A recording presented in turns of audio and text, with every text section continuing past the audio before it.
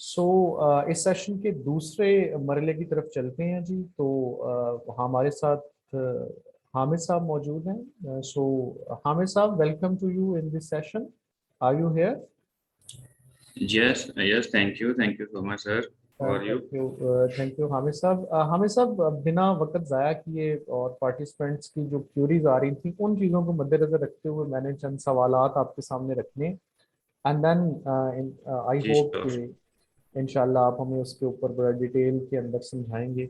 Sir, start जी करते sure हैं sir. इस बात से कि जैसे हमारी प्रोफेशनल डिग्रीज हैं, मेड है, एमए एजुकेशन है, रेगुलर बीएस एजुकेशन है, इवन तो यूनिवर्सिटीज़ के अंदर बच्चे जो हैं जी वो जी एस्पिरेंट्स जो हैं वो ले आते हैं, डिग्रीज भी होती हैं, लेकिन जो स्पेसिफिक नॉलेज चाहिए कॉम्पिटिटिव एग्जाम को, लेक्चरशिप के एग्जाम को क्वालिफाई करने के लिए, सिर्फ एजुकेशन में नहीं बल्कि तकरीबन हर फील्ड में यही है, वो नहीं होता उनके पास।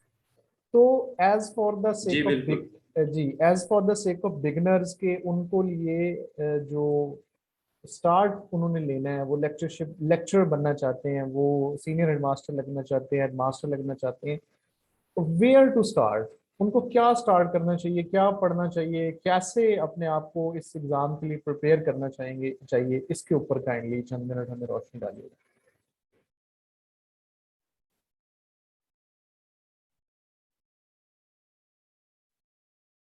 आई think his connection was lost. Let him rejoin. जी Actually, जी जी। okay, okay. I am audible to you? Yes, yes, Hamid, yes. Thank you. जी बिल्कुल। शिव साहब, I am really sorry. First of all के आपका जो क्वेश्चन है उस पर हम डायरेक्टली बात करते हैं। और इस दौरान जितने भी हमारे पार्टिसिपेंट ने ज्वाइन किया है उन सबको वेलकम। और हम अपने क्वेश्चन की जानिब आते हैं। आपने यूनिवर्सिटीज़ की सबसे पहले जो है वो बात की है कि यूनिवर्सिटीज़ के जो क्वालिफाइड लोग हैं और अपनी डिग्री को कंप्लीट करने के बाद यहाँ पे आते हैं कम्पिटिटिव एग्ज़ाम के लिए, तो वो किस तरह से अपना स्टार्ट लें। पहले तो मैं ये कहना चाहूँगा कि जो यूनिवर्सिटीज़ का रोल है वो इंतहाई इम्पोर्टेंट होना चाहिए। और इस पर ये लाज़मी मैं बात करूँगा, लेकिन आजकल जो हमारी यूनिवर्सिटीज़ हैं वो अपना रोल जो है वो अपना इनपुट जो है वो उस तरह से नहीं दे रही हैं जिस तरह से देना चाहिए। कुछ रीज़न्स हैं उसकी। हम भी यूनिवर्सिटीज़ से जो है वो पास आउट हुए हैं। आजकल जो सिनेरियो है स्पेशली जो बीएस प्रोग्राम हमारे चल रहे हैं उसमें 4 से 5 क्वेश्चन, 6 क्वेश्चन, 7 क्वेश्चन जो है वो प्रिपेयर करवाए जाते हैं और उन्हीं का जो है वो एग्ज़ाम हो जाता है, टू बी वेरी ऑनेस्ट, और दिस इज़ द रियलिटी। और इसमें एक सेकंड पॉइंट ये भी होता है कि टीचर्स जो हैं वो उन टॉपिक्स को टच करते हैं जो ईज़ी हों डिलीवरी के लिए, और वो अच्छा एक इम्पैक्ट क्रिएट कर सकें। और जो मतलब डिफिकल्ट टॉपिक्स होते हैं या क्रिटिकल टॉपिक्स होते हैं उनको तो समहाउ जो है वो निग्लेक्ट जो है वो किया जाता है। और इस तरह से आपका जो प्रॉपर एक सब्जेक्ट की जो प्रिपरेशन है वो क्लियर नहीं हो पाती। फर्स्ट तो ये आपका हो गया जो यूनिवर्सिटीज़ की जानिब से। सेकेंडली हम बात करते हैं जो एम.एड के स्टूडेंट्स हैं, वो भी इसमें एलिजिबल हैं। और एम.एड के हवाले से मैं ये बात करूँगा कि हमें प्रीवियस 7 to 8 ईयर्स से हमारे पास जस्ट एक ही ऑप्शन है, वो अल्लामा इकबाल ओपन यूनिवर्सिटी का ऑप्शन है कि हम उसी से जो है वो अपनी एम.एड की डिग्री जो है वो कंप्लीट कर सकते हैं। और इसके अलावा जो कायद के जो थे सेटअप जिन पर जो है वो ये एम.एड और बी.एड करवाया जाता था, उसको 2014-15 में जो है वो एक लेटर के थ्रू जो है वो बैन कर दिया गया था। और इस वजह से स्टूडेंट्स को मूव करना पड़ा अल्लामा इकबाल ओपन यूनिवर्सिटी से। नो डाउट कि वो बहुत अच्छी बुक्स हैं, लेकिन वहाँ पे जो गैप है वो स्टूडेंट जो है ना वो वन नाइट स्टडी या वन डे बिफोर एग्जाम जो है वो प्रिपेयर करते हैं और अपना एग्जाम दे देते हैं। अब इन तमाम सिनेरियोज को सामने रखते हुए जो हमारे पास सोचना है कि हमने कम्पिटिटिव एग्जाम के लिए प्रिपरेशन कहाँ से स्टार्ट करनी है और किस तरह से करनी है, मैं यहाँ पे सजेस्ट करूंगा कि start from the zero. Very clear कि हमें बिल्कुल जो है वो ज़ीरो से ही स्टार्ट करना पड़ेगा। और उसकी जो प्रिपरेशन है वो स्टार्ट हम किस तरह से करेंगे कि हम बेसिक सब्जेक्ट्स जो हैं वो एजुकेशन के हम स्टार्ट वहीं से लेंगे। बेसिक सब्जेक्ट में मैं थोड़े से बता दूं कि आपकी फिलॉसफी ऑफ एजुकेशन है, साइकोलॉजी ऑफ एजुकेशन है, असेसमेंट है एजुकेशन की, फिर आपकी जो करिकुलम डेवलपमेंट है, आपका रिसर्च है, और आपकी हिस्ट्री ऑफ एजुकेशन है, एजुकेशन एडमिनिस्ट्रेशन है। इन सब्जेक्ट्स को आपको टच करना पड़ेगा। अब यहाँ पे बात हो गई कि आपके जो सब्जेक्ट्स हैं वो कौन कौन से हैं, लेकिन इन सब्जेक्ट्स में से जो इम्पोर्टेंट टॉपिक्स हैं वो मैटर करते हैं कि आपने किन टॉपिक्स को फोकस करना है। ठीक है एग्जैक्टली। ना जी। जब आप सब्जेक्ट को जब आप अपने स्पेसिफिक टॉपिक्स को प्रिपेयर करेंगे तो फिर आप अपने कम्पिटिटिव एग्जाम में जो है वो आप जो है वो अपनी कंपटीशन में आ सकते हैं, अदरवाइज नहीं। सेकेंडली एक और यहाँ पे इम्पोर्टेंट मैं ये बात जरूर करूंगा कि आप जब जस्ट ऑब्जेक्टिव्स की जानिब जाएंगे, ठीक है जी, और थ्योरी को जो है वो आप निगलेक्ट करेंगे तो फिर भी आप कम्पिटिटिव एग्जाम में जो है वो अपने आप को स्टेबल सिचुएशन में नहीं ला सकते। तो जैसे इसके कि लिए मोस्टली होता है कि विदाउट स्टूडेंट थ्योरी। जैसे ही, sorry to cut you off, कि जैसे ही एग्जाम आता है जी जी स्टूडेंट जी जी जाके इल्मी और सुहेल भट्टी और वर्ल्ड टाइम्स और एडवांस पब्लिशर लेके और समझते हैं कि जी ये हमारा लेक्चर की तैयारी हो जाएगी। जी जी प्लीज। बिल्कुल। जी बिल्कुल इसी तरह से जो है ना वो उनको बेसिक सब्जेक्ट्स और उन सब्जेक्ट्स में भी जो स्पेसिफिक टॉपिक्स हैं उनकी जानिब जो है वो वहाँ से स्टार्ट लेना चाहिए, फिर ऑनवर्ड जो है वो आगे मूव ऑन करें। तो ये एक बेहतरीन जो तरीका होगा वो यही होगा। और उसके साथ ये भी है कि यहाँ पे जो आपकी जिस भी यूनिवर्सिटी से आपने पास आउट किया है बीएड का या एमएड का या आपने बीएस किया है एजुकेशन में, तो स्पेसिफिक आपकी यूनिवर्सिटी ही उसमें जो है वो इनपुट नहीं देगी, उसी उसी के सब्जेक्ट्स को नहीं टच किया जाएगा, उसी के टॉपिक्स को जो है वो टच नहीं किया जाएगा, बल्कि ऑल अराउंड जितनी भी पंजाब में यूनिवर्सिटीज़ हैं तमाम यूनिवर्सिटीज़ को जो है वो उनका तमाम का जो आपकी जो कोर्स आउटलाइन है उसको टच किया जाएगा। तो इसके लिए जो है वो आपको तमाम सब्जेक्ट्स में से गो थ्रू करना और उनके बेसिक और इम्पॉर्टेंट जो है आपके टॉपिक्स हैं उनको टच करना ये इंतहाई ज़रूरी है तमाम जितने भी यहाँ पे स्टूडेंट्स मौजूद हैं उनके लिए। जी सर, सर शफीक। जी थैंक यू सो मच। इसमें साथ में सर ये भी बताइएगा कि जब जी जी जैसे जैसे ही हम किसी चीज के बारे में सोचते हैं, कोई प्लान करते हैं, कोई सक्सेस की जानब जाना चाहते हैं लाइफ में, कुछ भी प्लान करते हैं, दो चीजें जी जी। कहा जाता है, what you should do and what you should not do. आपने अब जो शुड डू है वो तो बताया, क्या चीजें ऐसी हैं जो स्टूडेंट को जी जी। नाकामी की तरफ लेके जा सकती हैं, उनको अवॉइड करना चाहिए, specifically in reference to education, lecturer education, headmaster और education related test. Thank you sir for this question. मैं यहाँ पे आपके क्वेश्चन से थोड़ा सा डिविएट करूँगा।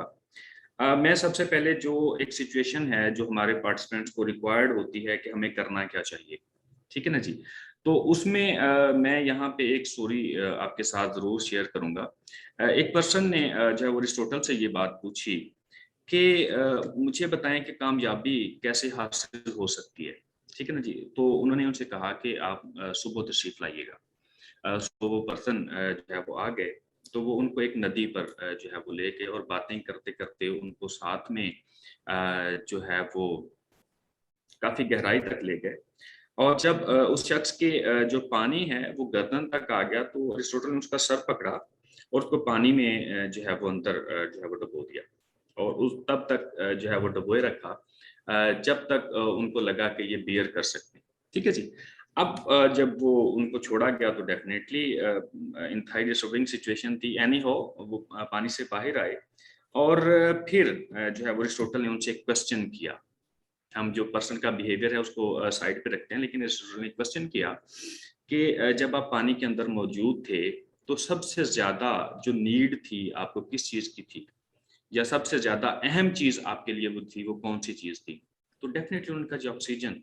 उन्होंने कहा जी जब तक आप अपनी जो भी सक्सेस है, जो चीज हासिल करना चाहते हैं अपने ऊपर, उसको इस तरह से तारी नहीं कर लेते जिस तरह से आपने उस वक्त तमाम एफर्ट्स लगाए कि मुझे ऑक्सीजन मिल जाए, तो तब तक आपकी सक्सेस आपको हासिल नहीं हो सकती। तो पहला पॉइंट मेरा ये है कि स्टूडेंट्स तब कामयाबी हासिल करते हैं जब वो अपनी सक्सेस को अपने ऊपर तारी कर लेते हैं, ठीक है जी, फोकस्ड वहां पे हो जाते हैं। और दूसरी बात जो आपने कही कि जो चीजें नहीं करनी चाहिए, सिंपल मैं ये कहता हूं कि दो चीजें जो है वो छोड़ दें और बाकी जो है वो चीजें सारी करें। पहली चीज क्या है, हमारे स्टूडेंट्स का एक अलमिया है कि उनकी अटेंशन जो है ना वो डाइवर्स रहती है। कैसे, मैं ये भी कर लूं, मैं ये भी कर लूं, मैं इस चीज के साथ ये भी कर लूं, मैं इस चीज के साथ ये भी कर लूं। तो और ये वो चीज किसी छोड़ ने दें, ग्रुप में एक फेसबुक पे फोकस। किसी ने एक किताब डाल दी है तो सारे उसके पीछे भाग पड़े, उन नोट्स, वो उसने ये बनाया, उसने ये बनाया, ये सारा हमारा अलमिया है। जी बिल्कुल, ठीक है ना जी। तो ये तो सबसे इम्पोर्टेंट है कि आप अपनी अटेंशन डाइवर्जन को छोड़कर आप एक पॉइंट पे फोकस कर लें कि ये मेरा फोकस है और ये मेरा टारगेट है और आपने उस टारगेट पर पहुंचना है। सेकंड पॉइंट जो है वो आपका, आप मोबाइल छोड़ दें। मोबाइल इन द सेंस ये जो हम आजकल की यूटिलाइजेशन है मोबाइल की, ये भी आपके फोकस को डाइवर्ट करती है। ठीक है जी, ये दो चीजें आज के स्टूडेंट में जो है वो अगर इनको छोड़ दें तो आप एक पॉइंट पे फोकस करके जब आप स्टार्ट करेंगे तो डेफिनेटली सक्सेस इज योर्स। जी सर। इसमें हमें साहब ये क्वालिटी ऑफ बुक्स का, क्वालिटी ऑफ मटेरियल का भी बता दें। मतलब स्टूडेंट्स की, स्टूडेंट कह रहा होता है आके जी मैं जी आज 80 सही कर आया हूँ, रिजल्ट आता है तो 48 पे खड़ा होता है, 43 पे खड़ा होता है। तो क्या कहते हैं कि पीपीएससी के स्टेम बच्चों को घुमा देते हैं, या उसने का कॉन्सेप्ट क्लियरिटी नहीं होती, प्रैक्टिस नहीं होती, क्या चीज मतलब इसमें मैटर करती है सर? अ, देखिए सर, उसमें ये चीज़ है कि जब तक आपका कॉन्सेप्ट क्लियर नहीं है किसी भी चीज़ के मुताबिक, ठीक है ना जी, तो आप उसको करेक्ट नहीं कर सकते। पहला इम्पोर्टेंट जो है वो टास्क यहाँ पे है। एग्जैक्टली। और पीपीएससी डेफिनेटली जब स्टेम डेवलपमेंट होती है तो उसके लिए बाकायदा एक्सपर्ट्स होते हैं, ठीक है ना जी। और आप जब स्टेम पढ़ते हैं आपको यकदम से ये लगता है कि ये सही सही आंसर है, लेकिन ऐसा नहीं होता। वो तब तक आपकी क्लैरिटी नहीं आती जब तक आपको करेक्ट आंसर कौन सा है और जो बाकी डिस्ट्रैक्टर्स हैं वो गलत क्यों हैं। जब तक आपको ये कॉन्सेप्ट क्लियर नहीं होता आप अपने मार्क्स को जो है वो अचीव नहीं कर पाते। ठीक है ना एग्जैक्टली जी, तो सर। सबसे इंपॉर्टेंट है कॉन्सेप्ट, ना कि आप अगर रॉट लर्निंग के थ्रू आ गए हैं, रट्टा मार लिया है, ऑब्जेक्टिव्स याद कर लिए हैं तो आप पेपर में अपेयर हो गए हैं, आपको यही लगेगा कि मैंने जो है वो 90 ठीक कर दिए हैं, लेकिन ऐसा नहीं होता। एक वर्ड जो स्टेम का चेंज होता है तो पूरे का पूरा सिनेरियो चेंज हो जाता है। स्टेम की अंडरस्टैंडिंग और उसके साथ जितने भी डिस्ट्रैक्टर्स हैं उनको क्यों वो ठीक है और वो बाकी जो गलत हैं वो क्यों गलत हैं, जब तक आप इस लेवल पे नहीं आते आप अपने पीपीएससी को क्लैरिफाई जो है वो नहीं कर सकते, क्लियर नहीं कर सकते। जी थैंक यू, बेहतर हो गया। जी सर। स्टूडेंट्स के बहुत सारे क्वेश्चन ये थे कि सर आप लोगों की कोर्स जी जी। आउटलाइन क्या होगी, किस चीज़ों को कवर करेंगे, किन एरियाज को कवर करेंगे। तो वैसे तो वो आउटलाइन जो है वो ज़ाहिर है कि जब जैसे हमारा सेशन स्टार्ट होगा हम पीडीएफ फॉर्म में भी बच्चों को देंगे।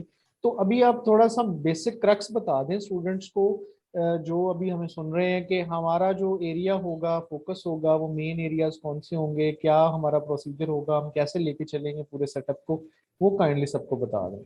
जी ज़रूर। मैं सर यहाँ पे थोड़ा सा टाइम आपका ज़रूर लूँगा। Sure sure. जैसे कुछ सब्जेक्ट्स हैं और उनके अंदर स्पेसिफिक टॉपिक्स हैं जो मैं कहूँगा कि हम लाजमी हमें उनको जो है वो गो थ्रू करना चाहिए ये क्योंकि सारे वो लोग इम्पोर्टेंट है। पेंसिल और कॉपी पेन से, आपके पास नोटबुक है, पेंसिल है, तो लाजमी लिखते जी जाइए ज़रूर। काइंडली साथ में। जी ज़रूर। जैसे हमने बेसिक सब्जेक्ट्स की बात की तो हम स्टार्ट ले लेते हैं, एजुकेशन इन पाकिस्तान थे जो है वो हम स्टार्ट ले लेते हैं। उसमें आपको पता होना चाहिए कि हिस्ट्री ऑफ एजुकेशन है, ठीक है जी, system of education in Pakistan. Next जो है वो हमारी एजुकेशन की जो पॉलिसीज़ हैं और आपके जो डेवलपमेंट प्लान्स हैं वो क्या थे। जो आपकी एजुकेशनल कॉन्फ्रेंस थी 1947 की, फिर आपका जो एजुकेशन कमीशन था 1959 का, फिर आपकी एजुकेशन की पॉलिसीज़ हैं 72 की, 1992 की, 1998 की और इस तरह से ऑनवर्ड जितनी भी पॉलिसीज़ हैं। उसके साथ-साथ हम ये देखेंगे कि रोल ऑफ पब्लिक सेक्टर का जो है वो एजुकेशन में क्या है। इस तरह से ये एरियाज़ जो है वो हम उसमें देखेंगे।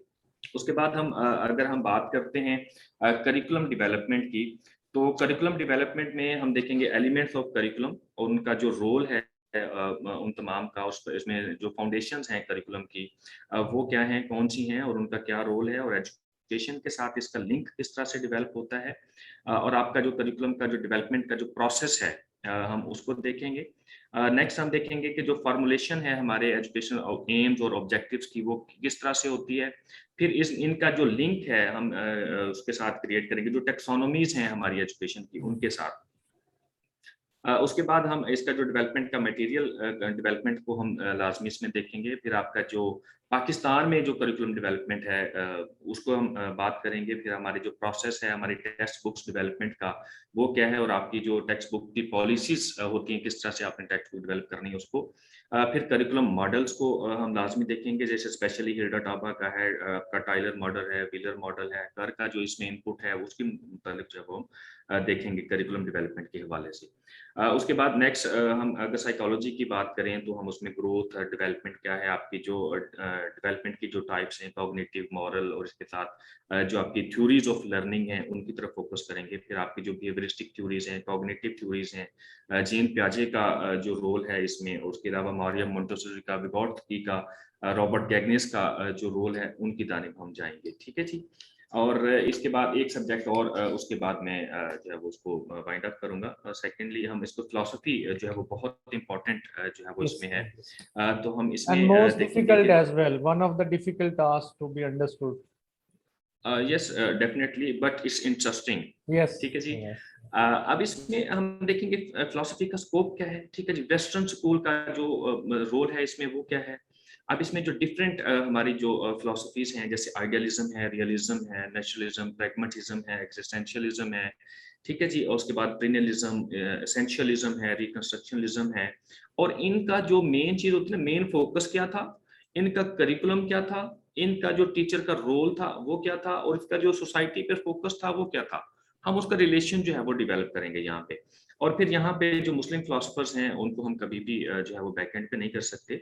इमाम गजाली को देखेंगे, इब्न खल्दून को, शाह वलीउल्लाह को देखेंगे, और सर सैयद अहमद खान को, इल्लामा इकबाल को, इनको हम लाजमी देखेंगे। एंड डेफिनेटली फिर एजुकेशन असेसमेंट है, इवेल्युएशन है, उसको देखेंगे। और उसमें जो है वो हमारे टेस्ट की टाइप्स हैं, जो भी है वो उनको हम देखेंगे। अचीवमेंट टेस्ट हैं, स्टैंडर्डाइज्ड टेस्ट हैं, कैरेक्टरिस्टिक्स हम गुड टेस्ट की देखेंगे उसमें, और डिटेल से इसको जो है वो हम टच करेंगे। रिसर्च जो है वो भी डेफिनेटली इंपॉर्टेंट है। रिसर्च में हम देखेंगे कि हमारे रिसर्च की टाइप्स कौन सी हैं, सैम्पलिंग क्या होती है, सैम्पलिंग टेक्निक्स, प्रोबेबिलिटी और दिस एंड दैट। फिर नॉन प्रोबेबिलिटी में फर्दर क्या चीज़ें हैं, टाइप्स ऑफ रिसर्च में जो अप्लाइड रिसर्च है, हिस्टोरिकल रिसर्च है, डिस्क्रिप्टिव रिसर्च है, से बहुत सारी जो है वो इसमें जो चीज़ें इन प्लान है।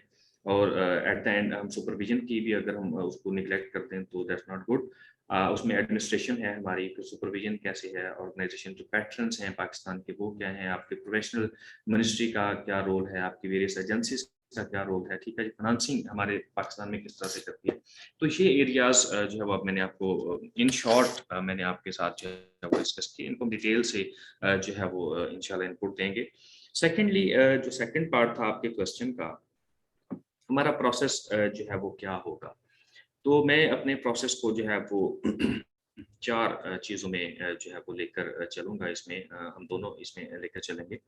जो पहला प्रोसेस होगा, जैसे कि मैंने पहले बात की है कि हम कभी भी थ्योरी को निगलेक्ट नहीं कर सकते।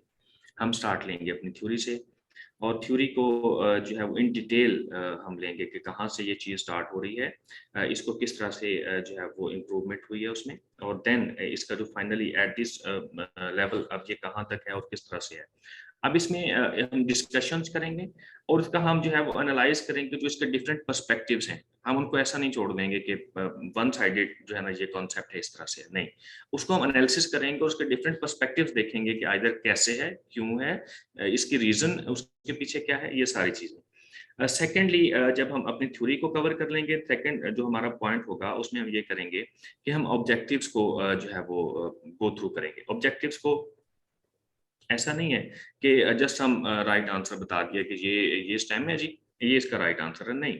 हमारा जो है वो प्रोसेस ये होगा कि हम उसकी जितने भी डिस्ट्रैक्टर्स हैं वो गलत हैं तो क्यों हैं, जो सही ऑप्शन है वो सही है तो क्यों सही है, उसके पीछे उसका बैकग्राउंड क्या है, वो डिस्कस करेंगे। क्लैरिटी आए कि ये जनाब ये गलत क्यों है और सही क्यों है। जब तक ये क्लैरिटी नहीं आएगी हमारे स्टूडेंट को, तब तक जो है वो उनका जो कॉन्सेप्ट है वो क्लियर नहीं होगा। और थर्ड पॉइंट जो होगा, हमारा जो प्रॉपर टेस्ट होंगे हर टॉपिक के बाद, कि जो हमारा टॉपिक जो सब्जेक्ट कंप्लीट हो जाता है तो फिर उसकी जो है वो हम उसका टेस्ट लेंगे। फिर उस टेस्ट की भी हम डिस्कशन करेंगे कि उसमें जो है वो जो टेस्ट हुआ है उसमें जो हमारे क्वेश्चंस हैं वो क्या हैं, उनके जो डिस्ट्रैक्टर्स हैं वो क्यों गलत हैं, ये सारी चीज़ें।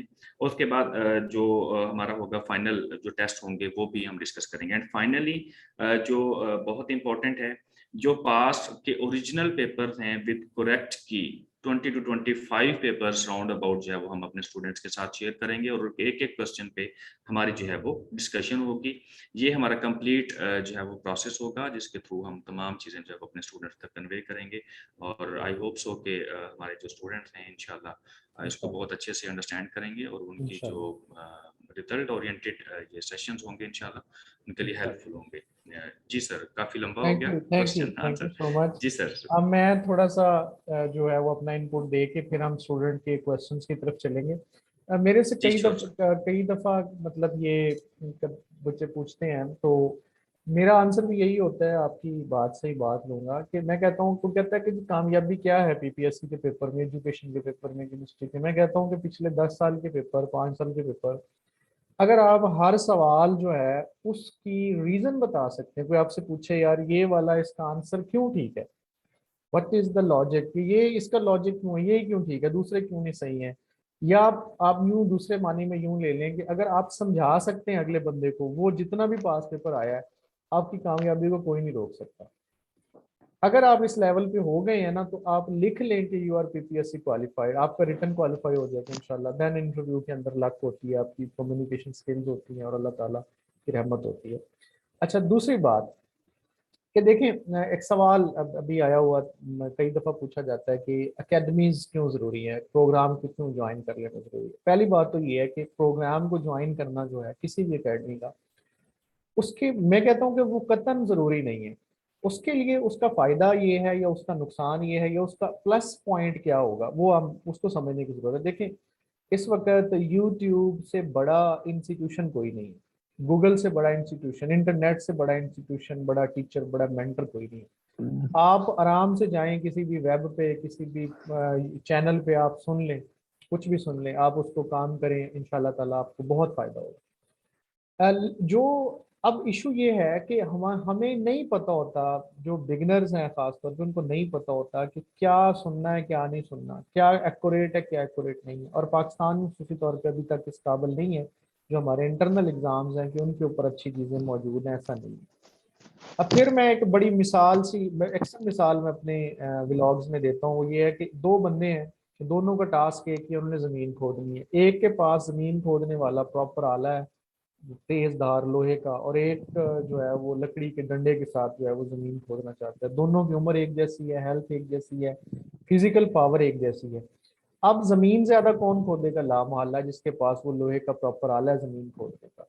हालांकि दोनों मेहनत एक जैसी करेंगे, तो जो स्मार्ट वर्क है या ऐसी चीज है जो आपको प्रॉपरली फोकस होकर मिल रही है, वो उसका रिजल्ट ज्यादा होगा। और अगर आपके 5 नंबर भी आम एफर्ट से ज्यादा हो जाएं, तो वो जो 5 नंबर हैं आपको मेरिट में ला सकते हैं, आपको मेरिट से निकाल सकते हैं। आप रोजाना डेफिनेटली सर। एक जी आप रोजाना एक रूटीन में आते हैं, आपको पता होता है ये मेरा टास्क है, यहाँ से मुझे करके आना है। यहाँ भी टीचर्स आपको आपको मेंटरिंग करते हैं, इस लेवल पे पढ़ाया नहीं जाता, इस लेवल पे गाइड किया जाता है, आपको मोटिवेट किया जाता है। और दूसरी नंबर पे आपको, जब आपने लेक्चरर एजुकेशन का आपने एग्जाम देना है, आपने लेक्चर केमिस्ट्री का देना है, फिजिक्स का देना है, कोई भी वन पेपर देना है, आप एक बात ध्यान में रखें कि आप कॉम्पिटिटिव एग्जाम में बैठ रहे हैं। कॉम्पिटिटिव एग्जाम का मतलब है मुकाबले का इम्तिहान। पूरे पंजाब के साथ आपने कम्पीट करना है, पूरे मुल्क के साथ आपने कम्पीट करना है with the brightest minds of your province. उसमें जुनूनियत की हद तक जब तक आपको लगाव नहीं है, आप कॉमन एफर्ट नहीं कर रहे बल्कि अनकॉमन एफर्ट कर रहे हैं, तब जाके आपका काम बनता है। और ये जुनूनियत आपने पहली अटेम्प्ट में आ जाए, आपने दूसरी अटेम्प्ट में आ जाए, आपकी तीसरी अटेम्प्ट में आ जाए, पूरा हो रहा है। आपका काम बन जाए। तो ये जो भूख लगी जुनूनियत है है ना, ये माइक ऑफ करें, किसको माइक क्या ऑन है, खाया? नेक्स्ट लाइट 8 लाइट अपना माइक ऑफ करें।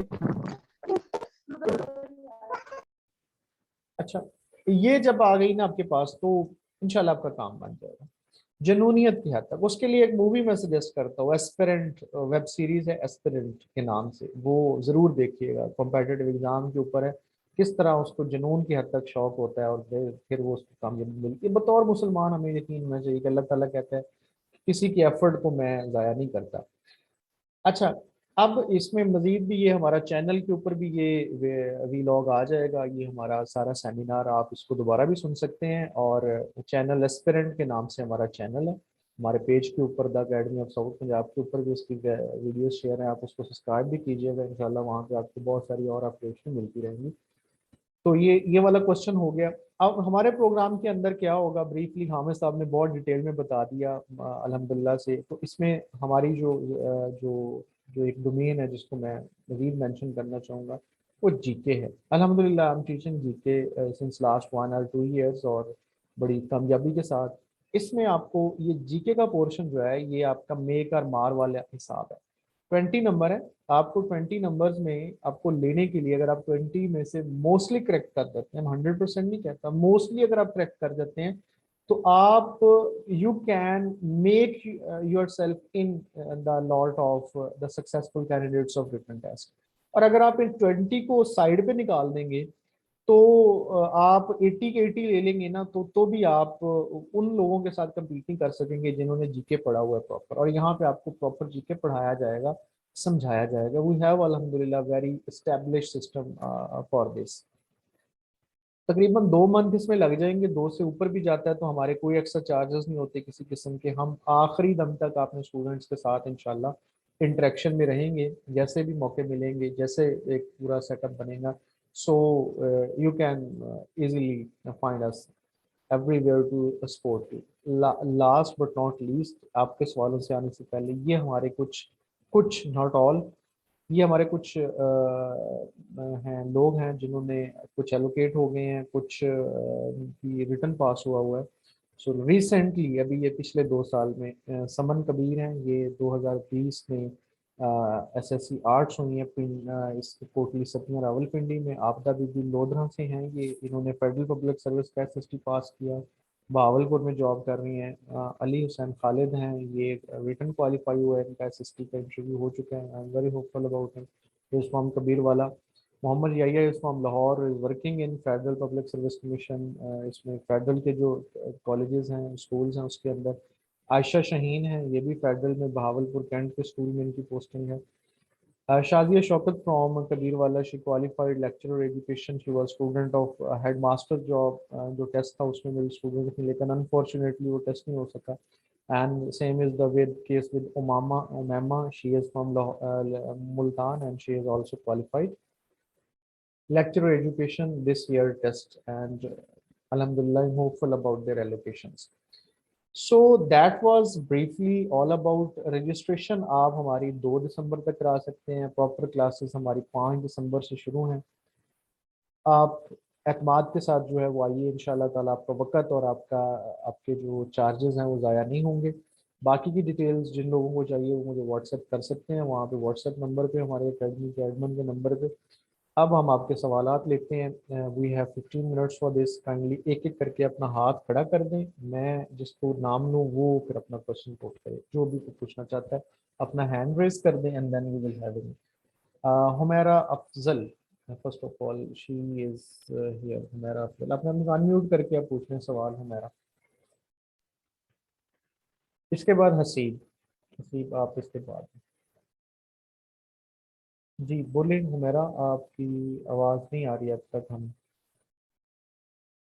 जी हसीब, आप कुछ पूछना चाह रहे हो?